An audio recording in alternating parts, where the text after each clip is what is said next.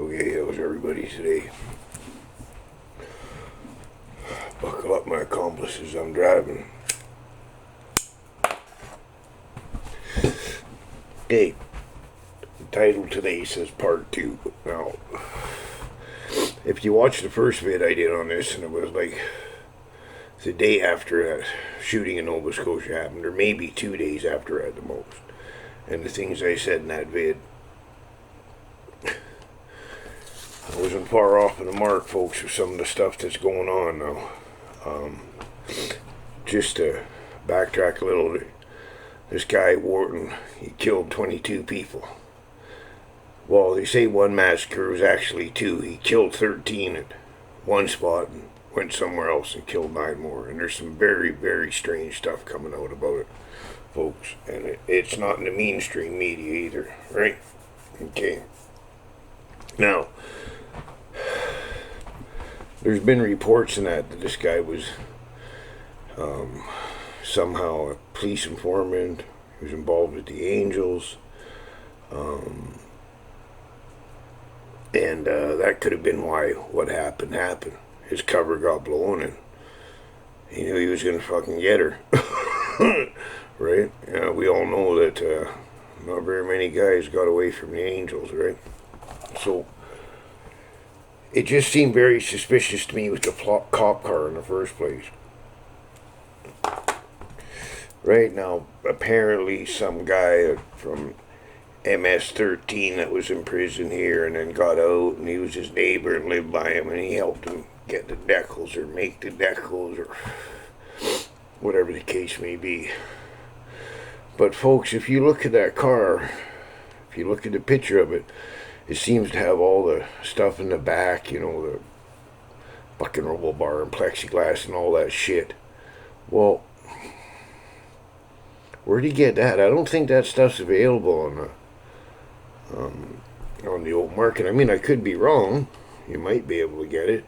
Probably can in the States, but I don't think it'd be all that easy here in Canada unless he got it from the States and brought it up, whichever. I don't know. I've never looked into that, but it just seemed awful weird to me. The lady that got killed, now apparently it's out there that she shouldn't even been out there. No, nothing against her or anything like that. I mean, apparently she was in the musical ride for 13 years, and I mean, there's people, she's apparently a very lovely person, and there's a lot of people that say that was not the kind of predicament she should be in. She wasn't all into, it's not the person you want beside you in a firefight, apparently some people have said, right? And no offense meant at all. It's just, we're going to speak the truth, we're going to speak the truth, right? So, now, apparently, this guy had like $475,000 on him. Now, they put out there, we got it from an ATM machine. How the fuck do you get $450,000 out of an ATM machine? You can't. But apparently it's come out, there's a video, and he got it either from Brinks or a company that works with Brinks that fills up money, or ATMs. Right? Okay, now, I'm just trying to, now, was it a big cover-up? And that's why it's a cover-up, because him requiring that money. And remember I said I thought something was fishy, and I did mention about maybe he's using it to rob an armored car. Maybe that was just something telling me there was Brinks was involved, right? But now, apparently they put out there that he had all this secret rooms in his house and all this shit and that. Well, if that's true, you think the RCMP would have preserved that house as a crime scene and not bulldoze it down? Right? I mean, there could have been buried bodies there, all kinds of stuff, right? And they sure didn't do much searching. I mean, when they were looking for bodies, remember Picton's ranch or pig farm, They fucking spent a long time there, right? Now, apparently because he was a denturist, he had all this chemicals and stuff to make whatever kinds. He had pill presses, all that shit. Apparently it was, before this went down, there was some raids in Nova Scotia with the Angels, and maybe New Brunswick too. But a lot of the stuff that was apparently recovered would have been stuff that he could supply to the Angels, such as nitrous oxide, which just makes you laugh and giggle, and apparently good at a party, I guess. So I think there's going to be a lot more to come out on this, and they're being awful goddamn slow about it. And it just looks like it was another one of these orchestrated fucking things, because wasn't it the next day old Justine there, he brought in the gun ban, right? There's so many conflicting stories, like the one guy that hid in the woods for 2-3 hours from or whatever with winter clothing on. He had to go to the hospital and treated for mild hypothermia. But the guy's girlfriend, apparently, that hid out in the woods for 8 hours in bare feet, when she showed up, the guy she showed up at said she didn't look like she'd been out in the bush for 8 years. And that was a neighbor this guy had problems with, and he never went and killed this fucking guy because he knew this guy was armed, apparently. I'd sure like to see what the girlfriend has to say. And apparently they're saying she's pretty well living a life of Riley, right? Now, the mainstream media put out there that, COVID, he's figured COVID done him in and he was broke, and this is part of the reason he went fucking crazy. And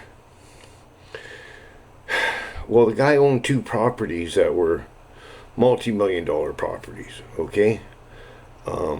He had lots of money, apparently. Had part of his house converted into like a Montana's restaurant replica and stuff like that. He had lots of cash. So if I don't think COVID did in the guy's business, right? Like, come on, man. It wasn't that long after all this. It wasn't that long when all this happened that COVID was out, right? It wasn't that long. So, and it makes more sense that there was something big going on. His cover got blown, and he was going on a killing spree because he knew he was fucking dead, right? I mean, either the criminals were going to kill him or the cops were going to kill him, is basically probably what it was. Another one of these he knows too much, right? I really like to see what happens if it ever all comes out, which, it was kind of weird. Like, they had an Amber Alert there, and it was like all over the fucking province of Ontario in no time, but you get all these people killed, and they're hardly even informing people of what's going on. And from what I understand, it was complete chaos with the RCMP on a road where all this killing first started. The third cop to show up was a corporal, and apparently she turned off her flashlight and went and hid in the woods, right? And guys showed up with tactical training and were told to stand down. If you go down that fucking road, it'll be your last shift with the RCMP. Well, what the fuck is that after cops had already drove? The first cop had drove down the road and seen dead bodies and come back to wait for backup, which would make sense. There could still be got killers there. It makes sense, but there's something going on there bad. There's something just really stinky. And I seen another little thing, and I'll try to look at it. I could only find one vid on it, but I'll try to find it more on it. Apparently there was looked like Chinese army troops being trained on Salt Spring Island in BC here.